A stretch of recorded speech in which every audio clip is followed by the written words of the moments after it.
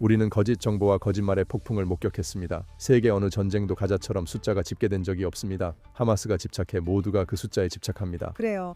우리는 그들의 게임에 빠지고 있습니다. 이스라엘이 지난 몇 년간 저지른 큰 실수는 사실로 감정에 대응하려 했던 것입니다. 오늘 예루살렘 스튜디오에 헨리 잭슨 소사이어티의 선임 연구원이자 지난 몇 년간 전쟁 기간 동안 이성적인 목소리를 내온 앤드류 폭스 씨를 모시게 되어 기쁩니다. 앤드류 환영합니다. 초대해 주셔서 감사합니다. 이 자리에 오게 되어 정말 기쁩니다. 네, 앤드류 씨가 이렇게 자주 이스라엘에 와주셔서 정말 기쁩니다. 그리고 지난 2년 반 동안 군사적 전쟁뿐만 아니라 내러티브 전쟁의 혼돈 속에서 명확한 목소리를 내주셔서 진심으로 감사드립니다. 네, 대화에서 공정함을 지키려고 노력하는 것이 중요하죠. 네, 정말 그렇죠. 그게 다예요. 공정하게 대우받고 이스라엘을 다른 나라처럼 대하는 것뿐이에요. 우리가 여기 있는 이유 중 하나가 이중잣대 때문인 것 같아요. 그렇죠? 네, 맞아요. 아시다시피 우리는 이스라엘에 대해 엄청난 허위 정보와 거짓말 그리고 정말 다른 기준이 적용되는 걸 봐왔죠. 그게 놀라웠나요? 그러니까 10월 7일 이전에 이스라엘 관련 일에 관여한 적이 있었나요? 저는 중동학을 전공한 학자였어요. 그래서 중동의 전략적 문제에 대해 석사 과정을 공부했죠. 그래서 그 지역의 역사에 아주 익숙했습니다. 그리고 1970년대로 거슬러 올라가 보면 예를 들어 서독의 언론, 특히 좀 더 좌파 성향의 친소련 언론을 보면 지난 2년 반 동안 우리가 봐왔던 것과 똑같은 방식의 전략을 사용하고 있었습니다. 네.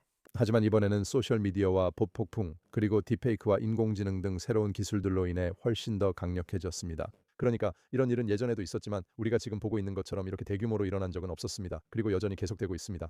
네, 아직도 계속되고 있어요. 하지만 당신은 꽤 일찍 나서서 모두 진정하자고 말했죠. 전쟁 한가운데에서는 숫자를 알 수 없어요. 모두가 이 숫자에 집착하게 됐죠. 매일 새로운 거짓말이 나오고 그게 드러나고 있으니까요. 아, 아니에요. 이만큼이나 저만큼이 죽었거나 무고한 사람이 더 적었을 수도 있어요. 그리고 그 부분에 대해 많이 말씀하셨죠. 전체적인 상황에 대해 어떻게 평가하시나요? 저는 이것을 두 부분으로 나눌 수 있다고 봅니다. 첫째는 즉각적인 수치입니다. 네. 어떤 일이 일어나고 나서 사람들이 500명 사망이라고 말하죠. 네, 그러면 그게 사실일 리가 없다고 생각하게 됩니다. 5분 만에 그걸 확인할 수는 없잖아요. 맞아요. 저도 아프가니스탄에서 직접 공습을 요청한 적 있습니다. 저는 그게 뭔지 혼란과 피해, 잔해 모두 잘 압니다. 또 곧바로 숫자를 낼 수 없다는 것도 알아요. 그래서 그건 말이 안 된다는 걸 압니다. 그리고 이 문제의 다른 한 부분, 그러니까 매일 업데이트되고 유엔이 내세우며 전 세계 언론이 보도하고 있는 그 아주 유명한 명단에 관해서도 그건 의도적인 전략입니다. 그건 하마스가 의도적으로 쓰는 전략입니다. 하마스가 일부러 그렇게 하는 겁니다. 맞아요. 왜냐하면 세계 어느 전쟁도 가자지구처럼 집계되지 않기 때문입니다. 맞아요. 위키피디아에 들어가서 아프가니스탄의 사망자 수를 보면 오차 범위가 10만 명이나 됩니다. 그래서 몇 명이에요? 20년 전쟁이요. 아프가니스탄에서 사상자가 몇 명이었어요? 위키피디아에 따르면 약 10만, 20만 명입니다. 그러니까 10만에서 20만 명 사이였다는 건데 전쟁이 끝난 지 몇 년이 지난 지금까지도 최종 수치에 대한 명확한 정보가 없다는 뜻이에요. 그런데 이스라엘은 다음 날 바로 그 숫자를 알아야 한다는 말도 안 되는 기준을 적용받고 있어요. 네, 숫자가 중요하지 않을 수도 있습니다. 이렇게 말하면 냉정하게 들릴 수 있지만 한 사람의 죽음은 가족들에게 큰 의미입니다. 인간적으로 중요하지 않다는 뜻은 아닙니다. 하지만 법적 전략적으로 중요한 건 이들이 어떻게 죽었는지입니다. 합법적이었는가, 비례적이었는가. 네. 그리고 그게 우리가 던져야 할 질문입니다. 그리고 숫자에 집착하는 것은 하마스가 그렇게 하듯이 사실상 그들의 게임에 말려드는 겁니다. 우리는 그들 방식대로 논쟁을 이끌고 있습니다. 저도 그렇게 해봤고 그 숫자에 대해 연구해 헨리 잭슨 소사이어티의 논문으로 발표했습니다. 하지만 지금 와서 생각해보면 저도 그들의 게임에 휘말렸다는 점에서 약간 후회가 됩니다. 하지만 우리 모두 그랬잖아요. 앤드류, 우리가 뭘 할 수 있었겠어요? 해도 욕먹고 안 해도 욕먹는 상황이었죠. 거짓말과 비방에 신뢰할 반박이 없으면 아무 대응도 안 하는 셈이죠. 하지만 대응하면 그들의 게임에 휘말리게 됩니다. 10월 7일 일이 벌어진 순간부터 우리는 그들의 게임에 말려들었어요. 우리가 뭘 할 수 있었겠어요? 그들은 우리를 일종의 체크메이트에 몰아넣은 거죠. 네, 그것은 또 다른 문제를 보여줍니다. 하마스가 매우 유능한 적이라는 점이죠. 네. 적을 과소평가하는 건 결코 이득이 되지 않는다는 걸 알아요. 그리고 하마스는 정말 영리하다고 생각해요. 그들은 매우 전략적이에요. 자신들이 무엇을 하고 있는지 정확히 알고 있죠. 그들은 분명히 심리학자들도 고용하고 있을 거예요. 왜냐하면 그들이 해온 일들과 그들이 보여준 정밀한 잔혹함을 보면 알 수 있거든요. 인질들과 관련해서 말씀하시는 거죠? 네, 그게 아주 좋은 예죠. 그들은 자신들이 무엇을 하고 있는지 정확히 알고 있고 그 일에 아주 능숙해요. 네. 그들은 정말 능숙하고 선전전에도 뛰어나요. 그리고 물론 카타르 사람들이 알자질에 돈을 쏟아붓고 있는데 저는 그 방송을 괴벨스 TV라고 부르기도 했어요. 그 조합이 지난 2년 반 동안 우리가 봐온 정당성 박탈과 악마화 캠페인입니다. 사람들은 예전엔 전쟁에서 숫자를 몰랐지만 지금은 숫자에 집착해요. 이제 모두가 전문가가 됐어요. 앤드류. 그래. 그리고 물론 이제는 방금 만들어낸 무작위 통계 모델을 바탕으로 이 숫자를 10배로 부풀리는 가짜 산업도 있지. 정확해. 그리고 그 채찍으로 이스라엘을 공격하는 거야. 그래. 그래, 맞아. 제가 알기로는 당신이 앞으로 몇 달 안에 구원, 이스라엘의 7개 전선 전쟁이라는 책을 출간한다고 들었어요. 당신이 쓴 이 책에 대해 조금 이야기해 주세요. 제 영감은 사실 우선 10월 7일의 악몽에서 시작됐어요. 그리고 전쟁 내내 구원의 이야기가 이어집니다. 이제 이스라엘은 군사적으로나 전략적으로 10월 6일보다 훨씬 나은 위치에 있게 되었죠. 더 이상 모든 이들에게 포위되어 있지 않습니다. 이 전쟁에서 전선을 따로 볼 수 없다는 점이 중요하다고 생각합니다. 모두 연결되어 있습니다. 헤즈볼라의 로켓 공격으로 이스라엘 북부 수천 명이 피난했지만 서방 언론은 거의 보도하지 않았습니다. 호출기 작전은 전 세계 신문 일면에 오르기 전까지 거의 무시되었습니다. 시리아, 예멘, 이란 전선 등 모두 서로 연결되어 있습니다. 한 곳에서 일어난 일이 다른 곳에도 영향을 미쳤습니다. 그래서 저는 그 이야기를 전체적으로 전하는 것이 정말 중요하다고 생각합니다. 그래서 그게 바로 제가 책을 완성할 때 해보려고 하는 일입니다. 와, 정말 대단해요. 저도 당신이 맞다고 생각해요. 사람들은 그걸 잘 못 보는 것 같아요. 하지만 군사 전문가로서 모든 대리 세력들이 동시에 이 모든 일을 계획했다고 느끼셨나요? 한쪽이 시작하자 다른 쪽도 우리도 하자고 생각한 건가요? 제 생각엔 신와르가 먼저 움직였고 그게 계획이었어요. 그가 먼저 움직였다는 거죠, 맞나요? 네, 그리고 이스라엘 방위군 북부 사령부에 물어보면 그들은 항상 10월 7일을 걱정했습니다. 하지만 하마스의 누크바 부대가 아니라 헤즈볼라의 라드완 부대에서 올 거라고 생각했죠. 네. 그들은 준비하고 있었고 전쟁 중 최고의 결정 중 하나는 북부에 사단을 배치한 것이라 생각합니다. 이것이 헤즈볼라를 억제했다고 봅니다. 그 다음 날 8일에요. 사실 7일이었던 것 같아요. 지금. 그래, 아시다시피 갈란트의 첫 결정 중 하나가 사단들을 북쪽으로 옮긴 것이었습니다. 저는 그게 상황 악화를 막았을 수도 있다고 생각합니다. 네. 제 말은 저는 가끔 10월 7일에 대해 힘들고 트라우마를 느낄 때마다 우리 모두가 여기서 겪었던 일이잖아요. 아시다시피. 있잖아요. 누가 저한테 한번 이렇게 말했어요. 만약 헤즈볼라가 10월 7일에 공격을 했고 이란과 후티까지 가세했다면 상상해 보세요. 무슨 일이 벌어졌을까요? 그래, 내 말은 그건 상상도 할 수 없는 일이야. 정말 상상할 수 없어. 그러니까 그가 어떤 이유에서든 통신 때문이든 아니든 일찍 움직였다는 사실이야. 아마 운이 더 좋을 거라고 생각했는지 잘 모르겠지만 아마 그게 전쟁의 고통스러운 2년 전체를 결정지은 거였던 것 같아. 그래, 그게 타당한 평가라고 생각해. 우리는 항상 양쪽을 분석해야 해. 그래. 그래서 우리는 이스라엘의 의사결정도 분석해야 하지만 하마스의 의사결정도 분석해야 해. 마야. 왜냐하면 그래야 교훈을 얻을 수 있으니까. 음. 그리고 우리가 그 결정들을 구체적으로 따져보면 아마 10월 초 7일 이전에 하마스의 의사결정 과정에서 일어났을 거라고 생각해요. 국경을 넘은 일부 전투원들의 문서를 보면 그들이 기회가 된다면 예루살렘까지 가려는 계획이 분명히 있었던 것 같아요. 정말요? 네, 그들은 이스라엘 안으로 최대한 깊이 들어가려 했어요. 동시에 하지만 그들은 너무 무리하지 않았나요? 이게 또 다른 부분입니다. 그들이 모든 일을 생중계한 데에는 두 가지 이유가 있었는데 첫째는 힘을 과시하기 위함이었습니다. 두 번째로 제 생각엔 그 의도는 서한지구 헤즈볼라 어쩌면 시리아까지 자극해 모두가 움직이게 하려는 것이었어요.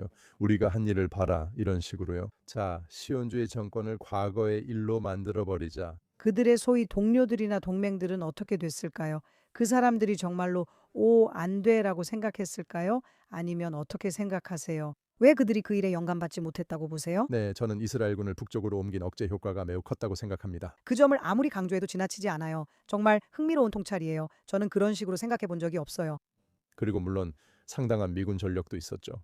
맞아요. 바이든도 전쟁 초기에 자기 역할을 했죠. 그는 하지 마라라고 말했고 군대를 이동시켜 항공모함을 그 지역으로 보냈어요. 그게 엄청난 억제 요인이었다고 생각해요. 이제는 단순히 이스라엘과만 얽히는 게 아니라 미국 해군과도 얽히게 되는 거죠. 그리고 이란은 아마 곧 알게 될 수도 있고 이 방송이 나갈 때쯤이면 이미 알았을 수도 있습니다. 알다시피 미국 해군은 세계 다른 전투부대와 완전히 다릅니다. 이렇게 자연스럽게 이란 이야기로 넘어가셨으니까요. 글쎄요, 잘 모르겠지만 당신은 이스라엘에 자주 오시잖아요. 개인적인 질문을 드리고 싶어요. 이번에는 우리가 전쟁 이후에 있는 것 같은지 아니면 또 다른 전쟁을 앞두고 있는 것 같은지 어떻게 느끼시나요? 저는 우리가 불확실한 상황에 있다고 느껴요. 가자지구 문제는 어느 정도 끝났지만 이제 이란 상황을 지켜봐야 해요. 아니면 지금 이곳의 전쟁이 끝난 후의 분위기가 느껴지시나요? 둘 다인 것 같아요. 제 친구 몇 명은 특수한 이스라엘 방위군 부대에서 근무 중인데 어젯밤 다시 소집돼 군복을 입으러 갔어요. 그래서 분명히 이스라엘 국가가 이 상황을 매우 심각하게 받아들이고 있고 앞으로 무슨 일이 일어날 수 있는지 이해하고 있다는 느낌이 확실히 있습니다. 하지만 벵구리온 공항에 도착하니 인질 포스터가 없어 확 눈에 띄더라고요. 정말 놀랍지 않나요? 네네, 그게 처음이에요. 저는 한 번도 처음 본 거예요? 처음이라고요? 제가 10월 7일 이후로 이스라엘을 대표해서 그렇게 많이 여행을 다녔는데 단 한순간도 포스터가 하나도 없는 그런 상황이 올 거라고는 상상도 못 했어요. 하마스가 포기할 거라고 생각하셨나요? 하마스가 포기할 거라 생각했나요? 아니요, 저는 그렇게 생각하지 않았어요. 그 지렛대 말이에요. 저는 인질 석방이 주로 도하, 그보다는 덜하지만 앙카라를 통해 이루어진다고 생각했지만 거기에 지렛대가 있다고는 생각하지 않았어요. 저는 트럼프가 그냥 그들에게 뇌물을 줄 거라고는 전혀 예상하지 못했어요. 그런데 생각해보면 그게 사실 꽤 기발한 방법이죠. 무슨 말씀이세요? 그러니까 카타르, 너희는 그 대가로 그걸 해. 우리가 카타르를 뇌물로 매수한 거죠. 그래, 그들은 알다시피 모든 보안 보장을 받았지. 실제로 지난 2년 동안 작은 나라임에도 불구하고 중동에서 핵심적인 역할을 하게 됐어. 그들은 인구가 33만 명밖에 안 돼. 군대도 없어. 정말 놀랍다. 돈으로 못하는 게 없네. 그래, 맞아. 그리고 이제 그들은 알다시피 전략적인 위치에 있어. 그래, 정말 훌륭하게 해냈지. 하지만 그들은 군사 기지도 가지고 있어. 그래, 알겠어. 좋아, 다시 이란 얘기로 돌아가자. 중요한 문제니까. 일이 벌어지는 것 같아. 너는 군사 전문가잖아.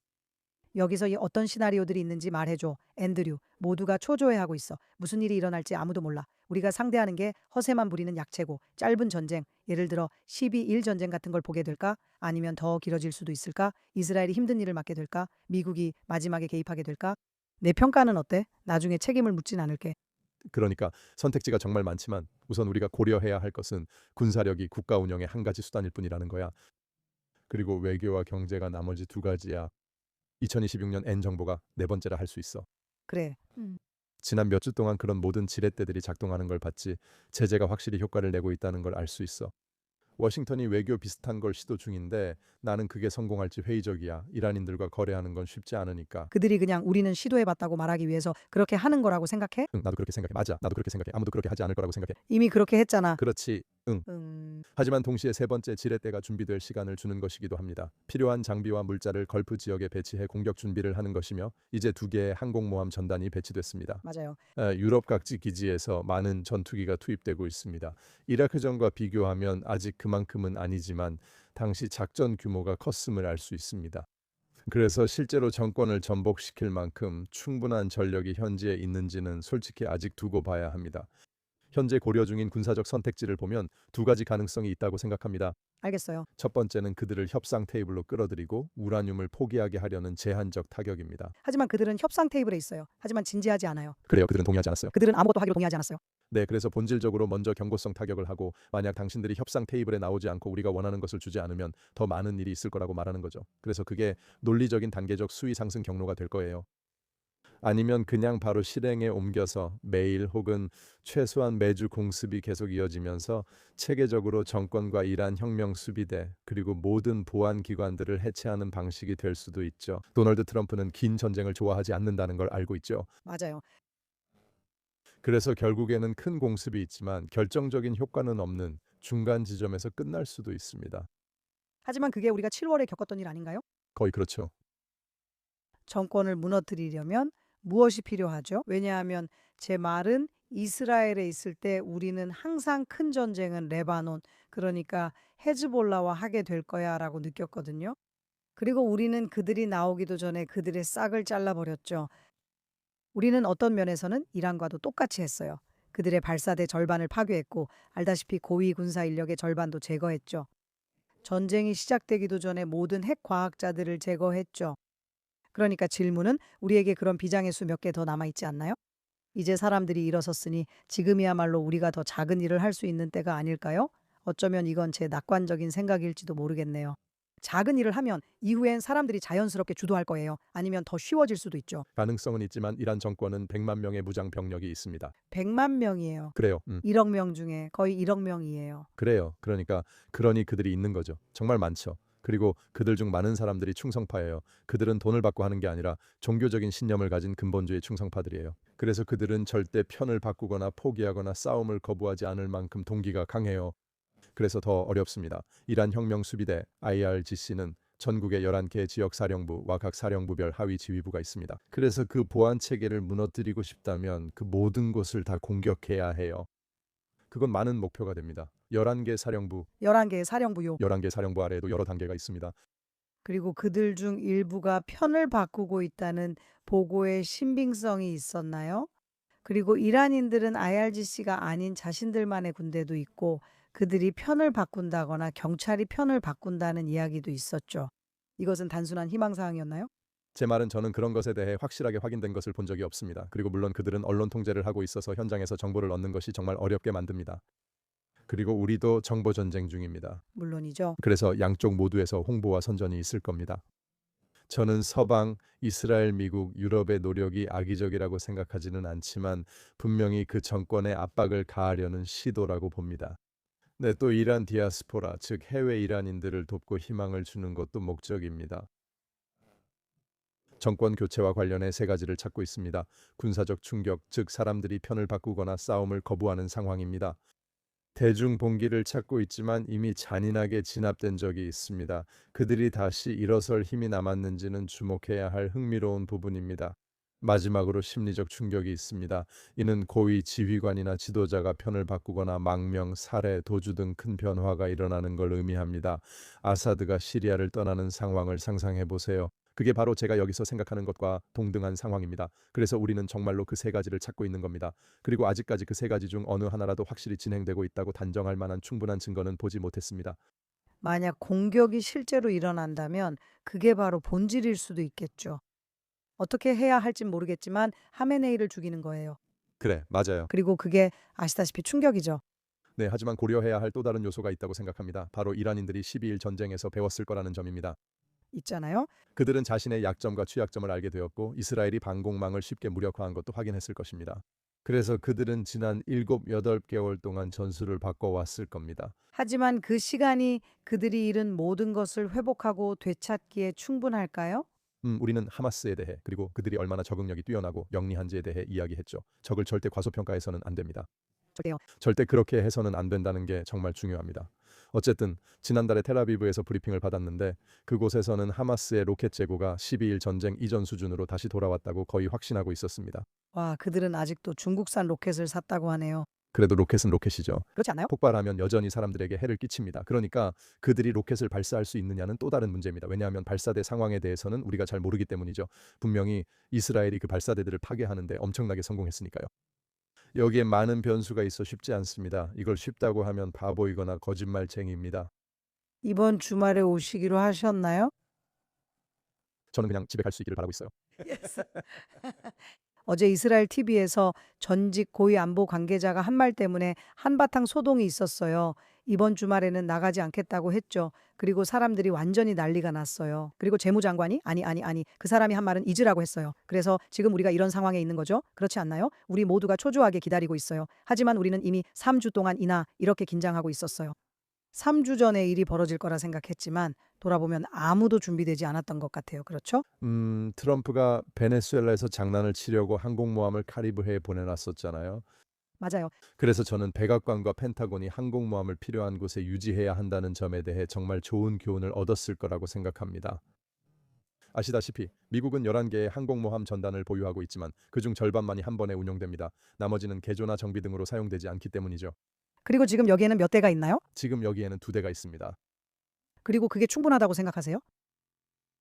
잠재적으로는 그렇죠. 그들이 무엇을 이루고 싶은지에 달려 있습니다. 며칠 몇 주 동안 계속해서 파도처럼 공격을 이어가고 싶은 건지 그게 충분한 건지 말이죠. 아마도 아닐 겁니다. 만약 그들이 좀 더 제한적인 무언가를 원한다면 거의 확실히 충분할 겁니다. 그리고 앤드류 씨, 직접 병력을 투입하지 않고서는 이게 완전히 불가능하다고 생각하시나요? 그리고 그게 정말 핵심적인 질문이죠. 왜냐하면 보시다시피 우리가 가진 게 정말 많으니까요. 그게 바로 모두가 우리는 중동에서 정권 교체가 잘못된 방향으로 흘러간 수많은 사례들을 가지고 있습니다. 군대를 투입했을 때도 투입하지 않았을 때도 마찬가지였죠. 이라크는 재앙이었습니다. 리비아도 그보다 낫지 않았죠. 리비아도 재앙이었습니다. 네. 시리아에서는 아사드가 실제로 축출되기까지 오랜 시간이 걸렸어요. 그리고 그때조차도 그는 내부 사건들에 의해서만 겨우 축출됐죠. 헤즈볼라는 우리와의 전쟁으로 움직이지 못해 정권이 무너졌어요. 그래, 터키가 HTS를 지원해 그들이 아사드를 몰아내려 했지. 그렇게 잘못된 사례가 정말 많아요. 그래서 모든 건 계획에 달려 있죠. 모든 건 올바른 전략을 세우는 게 중요해요. 그리고 이 모든 것들을 살펴보면 우리가 저질렀던 실수는 명확하게 표현된 전략적 최종 목표가 없었다는 거예요. 예를 들어 이런 이유로 군사력을 사용해 정치적 목표를 달성한다는 것입니다. 맞아요. 그리고 지난 20년에서 분명히 얻을 수 있는 한 가지 교훈이 있다면 바로 그것의 필요성입니다. 이스라엘도 가자지구에서 비슷한 실수를 했습니다. 2년간 우리는 최종 목표가 무엇이고 현실적이며 달성 가능한가라고 계속 물었습니다. 그리고 결국 트럼프 씨가 결정적인 개입을 했습니다. 네. 네, 결국 클라우스비츠와 1800년대 초 프로이센의 사고방식으로 돌아가는 겁니다. 이건 시대를 초월한 교훈입니다.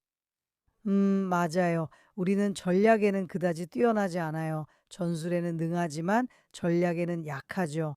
우리는 장기적으로 생각하는데 익숙하지 않고 그저 하루하루 살아가고 있어서 그런 것 같아요. 그리고 이건 너무 복잡하죠. 맞아요.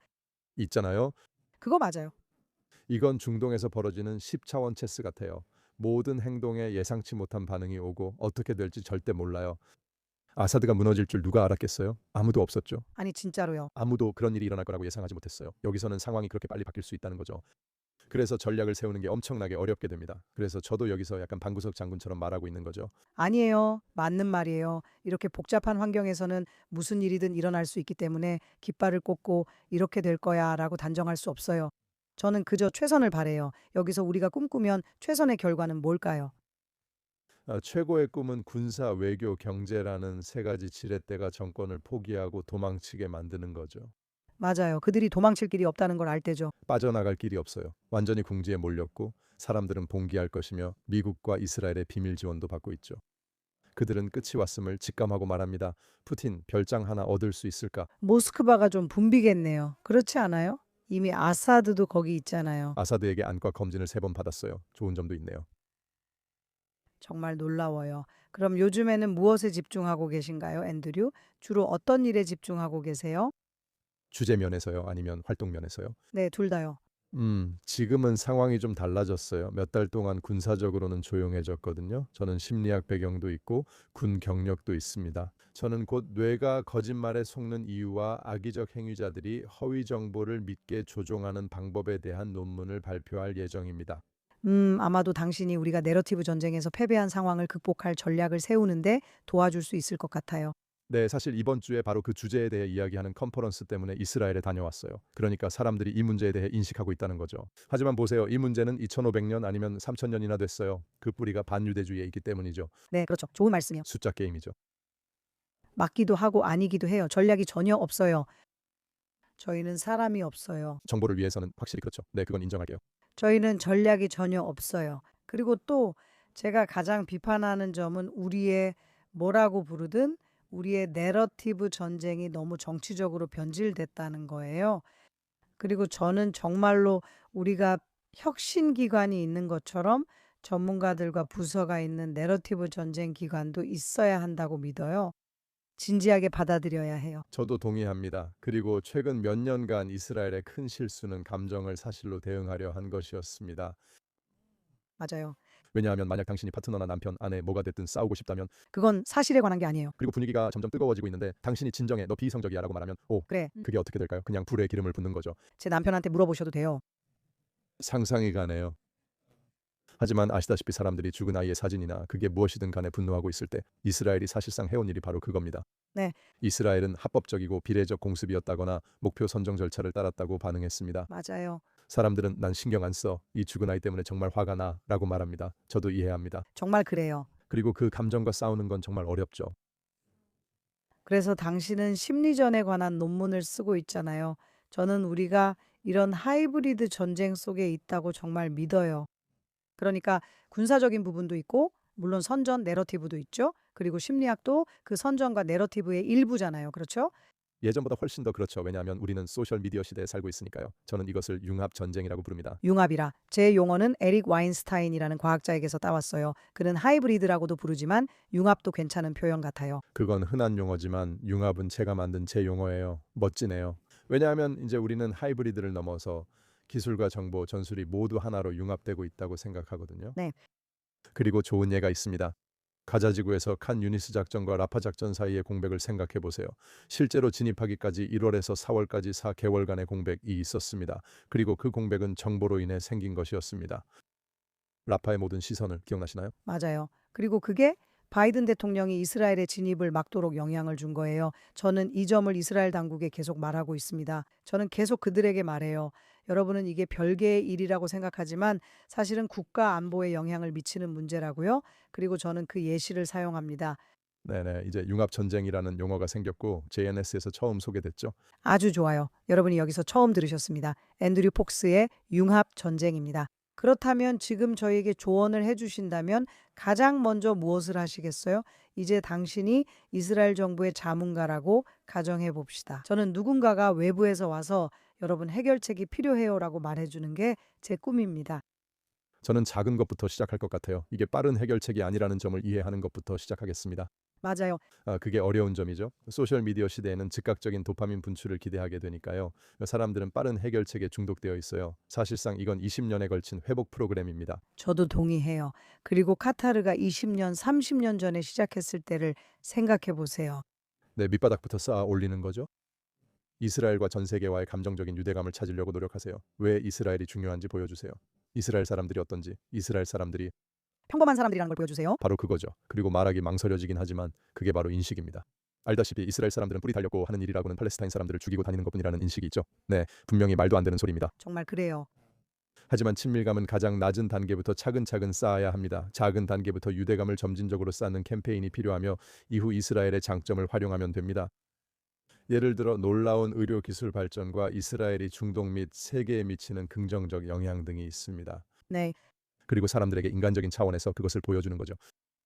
치료제 개발했어요라고 말하는 대신에 네. 그리고 시카고에서 온 분이 있습니다라고 말하는 거죠. 이걸로 치료받은 사람이에요. 그리고 이제 그는 20년의 여생을 더 얻게 되었고 손주들과 함께 있는 거죠. 이런 식으로 이야기를 인간적으로 만드는 것이 핵심이라고 생각해요. 네, 저도 완전히 동의해요. 사실 이건 찰리 커크가 쓴 편지를 떠올리게 해요. 네타냐후에게 당신이 말한 것과 똑같이 조언했었죠. 그렇게 할 수 있다고요. 이봐요, 우리를 오해했어요라는 캠페인인데 그게 그의 예시였어요. 그리고 그건 당신이 말한 것과 매우 비슷한 거예요. 저도 동의해요. 하지만 구체적인 생각이나 해결책이 필요해요. 우리는 아직 그 단계에 못 이른 것 같아요. 그러니까 외교부는 지난 2년간 뭐 했던 거죠? 아니요. 아시다시피 아무런 네트워크도 구축되어 있지 않았어요. 사실 전 세계가 실제로 본 건 이스라엘군 대변인뿐이었죠. 네. 그리고 보세요. 저는 다니엘 하가리 씨를 좋아합니다. 그는 좋은 사람이에요. 하지만 제복을 입은 남자는 여전히 제복을 입은 남자이고 강한 히브리어 억양을 가진 사람일 뿐이죠. 그건 이기지 못할 거예요. 그건 이기지 못할 거예요. 그건 얻지 못할 거예요. 마음을요. 아니요. 사람들은 듣고 싶어 하지 않으니까요. 그리고 그건 분명히 이기지 못할 거예요. 이건 한 사람의 대변인 문제만은 아니에요. 아시다시피 저는 정말 많은 인터뷰를 했어요. 이건 정말 메시지 전략에 관한 것이고 모두가 같은 목표를 위해 싸우는 무언가의 일부가 되는 것에 관한 거예요. 그리고 상상해 보세요. 당신이 군인이라고 생각해 보세요. 군사 지휘 없이 전쟁을 치른다고 상상해 보세요. 사실 우리 모두 그렇게 하고 있어요. 네, 저도 완전히 동의해요. 지휘 체계가 전혀 없어요. 그리고 이제 이스라엘의 미래를 생각해 보면 만약 이란 전쟁이 끝났다고 가정할 때 새로운 중동을 어떻게 보시나요? 아까 언급하셨죠? 저는 사우디와 카타르의 분열에 대해 아주 잘 알고 있고 아브라함 협정 관련 일에도 깊이 관여하고 있어요. 사우디에 대해서는 어떻게 생각하세요? 지금 그들이 이전 동맹국을 적으로 삼거나 이스라엘과 완전히 반대되는 길을 가려고 하는 동기가 뭐라고 생각하세요? 언제부터 그렇게 된 걸까요? 그게 우리가 10월 7일 전까지 해오던 일이었고 저는 우리가 그걸 증명했고 증거도 있다고 생각해요. 그래서 10월 7일에 그런 일이 일어난 거예요. 이슬람주의자들은 이스라엘과 사우디아라비아의 평화 협정을 가장 원하지 않았기 때문입니다. 네, 제 생각에는 두 가지 이유가 있다고 봅니다. 첫째로 사우디가 파산했기 때문이죠. 파산했기 때문이죠. 정말입니다. 그래서 그들의 큰 계획이 자금이 다 떨어졌습니다. 하지만 그들은 석유가 많지 않나요? 맞아요. 하지만 그들의 장기 계획이 감당 가능하려면 석유 배럴 가격이 일정 수준 이상이어야 하는데 지금은 그 가격보다 훨씬 낮은 상태입니다. 그래서 그들은 재정적으로 압박을 받고 있습니다. 와, 두 번째 요인은 더 전략적인 부분으로 전쟁 전에는 없던 경쟁이 이제 걸프와 중동에 생겼다는 점입니다. 터키와 카타르가 크게 부상하는 걸 봤기 때문입니다. 그렇죠. 그리고 이제 그것이 전략적 경쟁을 촉발시켰습니다. 왜냐하면 사우디는 중동에서 거의 무적의 초강 대국이었기 때문이죠. 그렇죠. 이제 그들에게는 경쟁자가 생겼습니다. 그래서 이제는 예전 친구들인 미국과 함께 있지 않고 그들과 함께 어울리게 된 거예요. 그들은 언제나처럼 양쪽 사이에서 줄타기를 하고 있습니다. 이는 아랍 국가들의 국제적 행동의 전형적인 예입니다. 카타르가 한 일이 바로 그겁니다. 양쪽 모두의 보험을 들어둔 거죠. 정확히 그렇습니다. 그래서 그들은 중국으로부터 막대한 돈을 받고 동시에 이란과는 비밀리에 거래를 하면서 워싱턴에는 좋은 말만 하고 있을 겁니다. 또한 그들은 민주주의 국가가 아니어서 장기적으로 생각할 수 있는 능력이 있습니다. 따라서 그들은 2026년이 아니라 2046년이나 그 이후를 바라보며 입지를 다질 것입니다. 네, 그리고 제 생각에 그들에게는 어쩌면 그냥 제 생각일 수도 있어요.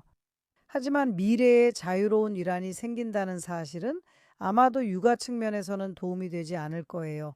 왜냐하면 그들은 원유가 아주 풍부하니까요. 서방에서 정제 기술만 조금 있으면 그걸로 충분하거든요. 육아가 하락하죠? 그렇습니다. 만약 그들이 호르무즈 해협에 기뢰를 설치하면 유가가 급등해서 사우디에 유리하겠죠. 그래서 항상 복잡한 겁니다. 그리고 제가 말씀드렸듯이 이걸 군사, 경제, 외교로 다시 가져오면 그들은 분명히 이 세 가지 영역에서 생각하고 있습니다. 그러니까 네가 이렇게 자주 이스라엘에 오는 게 정말 멋지다고 생각해. 집에 돌아가면 뭐 해? 여기 사람들의 사고방식에 대해 친구들이나 동료들, 네가 이야기하는 사람들에게 뭐라고 말해? 그건 정말 어려운 질문이야. 정말 어려운 질문인데 이스라엘의 매력이 엄청나다고 생각하고 그건 내가 자주 이야기하는 부분이야. 직접 와서 봐야만 해. 이해하려면 알겠지. 직접 봐야 해. 텔아비브의 해변이 어떤지 직접 봐야 해. 그래야 제대로 이해할 수 있어. 그리고 그 고층 빌딩들은 직접 봐야 하고 마치 다른 서양 도시처럼 보인다는 점도 알아야 해. 그래. 그리고 많은 사람들이 그걸 잘 모르고 다들 안 좋을 거라고 기대하는 것 같아. 그런데 응.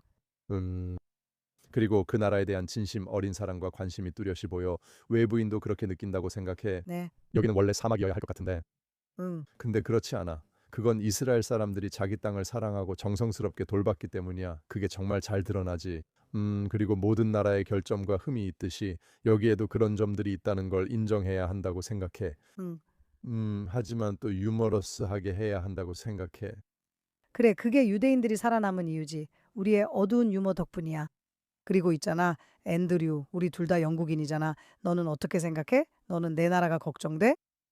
응, 그렇기도 하고 아니기도 해. 이스라엘 사람들은 항상 이 질문을 하지. 상황이 얼마나 나쁜지에 대한 과장이 있어. 알다시피. 부정할 수 없이 안 좋은 지역들이 있어. 그렇지? 알잖아. 너도 가봤잖아. 나한테 물어볼게. 나는 에스턴 빌라 팬이야. 그래서 시장에 갈 때 타고 갔었지. 맞지? 엉망이었어. 그 일로 협박도 받았고 그건 정상적인 게 아니야. 알지? 그건 정상적인 게 아니야. 알다시피 문제도 있고 약간 정치적 전복도 있어. 가자 문제를 내세운 의원들이 나오는 것도 그렇고 마야, 그건 종파적으로 투표하는 거야. 우리는 영국에선 그렇게 안 해. 북아일랜드는 예외일 수 있지만 우리는 안 그래. 맞아. 각 지역마다 국회의원이 있고 그 사람들이 그 지역을 책임지는 거지. 그래, 걱정되는 부분이 있지만 대부분은 평소처럼 살아. 경제는 성장하지 않고 모두 날씨 불평하고 줄 잘 서고 차 집착도 여전해. 훌륭한 줄서기. 그건 정말 확실하지. 이스라엘 사람들은 아직 줄 서는 법을 배우지 못했거든. 벵구리온 체크인은 내가 사람들을 관찰하고 시도하는 걸 좋아하는 장소 중 하나야. 줄 서는 건 이스라엘이 아직 제대로 익히지 못한 문화야. 마지막으로 당신에게 묻고 싶은 게 있어요. 영국의 여러 정당과 단체들로부터 이스라엘과의 방위 협력을 보이콧하자는 목소리가 들리는데요. 오늘 읽은 것 중에 흥미로운 게 있었어요. 잭 폴란스키라는 사람인데 저는 그를 전혀 존경하지 않아요. 그런데 그가 말하길 우리는 정보 공유를 중단해야 한다고 했어요. 그래서 저는 답장으로 그건 당신들을 위한 거지 우리를 위한 게 아니라고 썼어요. 그 정보 공유에 대해 말씀해 주실 수 있나요? 특히 군사적인 측면에서 말인가요? 아시다시피 제가 헨리 잭슨 소사이어티의 마지막으로 쓴 논문이 가자 지구에서 얻은 교훈이었어요. 맞죠? 저는 거의 100명에 가까운 이스라엘 방위군 IDF 병사들을 인터뷰해서 그들이 실제로 어떻게 싸웠는지 알아봤어요. 그리고 우리가 다음에 전쟁에 나갈 때 거기서 배울 수 있는 점들이 있죠. 이스라엘의 성공에서 배울 점이 많습니다. 현재 전 세계에서 전쟁 수행 전문가 국가는 우크라이나와 이스라엘뿐입니다. 그리고 지난 2년 남짓한 기간 동안 이스라엘이 이뤄낸 것들에서 배우지 않는다는 건 정말 말도 안 되는 일입니다. 저에게 특히 인상 깊었던 한 가지 예를 들어 드릴게요. 이스라엘의 의료 혁신과 데이터 기반으로 의료 절차를 바꾼 덕분에 2016년이었다면 상처로 인해 목숨을 잃었을 600명의 이스라엘 군인들이 오늘날 살아 있습니다. 600가족이나 됩니다. 이스라엘이 이번 전쟁에서 혁신한 덕분에 600가족이 아들을 잃지 않았습니다. 우리가 왜 그런 것에서 배우지 않겠습니까? 저도 아프가니스탄에서 동료와 친구 13명의 장례식에 참석했습니다. 와, 그리고 우리가 이스라엘 방위군 IDF에게서 배웠다면 일부는 아직 살아 있었을 거라 생각하면 정말 가슴이 아픕니다. 그래서 그런 일들을 겪으면서 말씀하신 것처럼 이런 경험이 우리를 더 발전시킬 것이라고 생각합니다. 전쟁에 나가면 브리즈 노턴 공항에 유니언 잭으로 덮인 관이 줄어든다는 뜻입니다. 그게 우리가 말하는 바입니다. 그러니까 우리가 알고 있을 수도 있는 영국에 들어올 수 있는 급진 이슬람주의자들에 대한 정보 공유에 대해서는 말할 것도 없죠. 특히 가자 지구 사람들을 여러 명 받아들인 점에서 더 그렇죠. 아프간 난민 수용 때 실수로 보안을 망쳐서 1만 3천 명을 추가로 받아들였던 것도 생각해 보세요. 세상에. 그거 기억나죠? 네. 그리고 저는 그 정도로 허술했던 시스템이 영국에 온 모든 가자 지구 사람들에 대해 제대로 보안 검사를 했다고는 전혀 믿지 않습니다. 현재 이스라엘과 정보 공유가 매우 중요합니다. 저도 당신 말에 동의하는 편이지만 그 부분에 대해 편향적으로 생각하고 싶지는 않아요.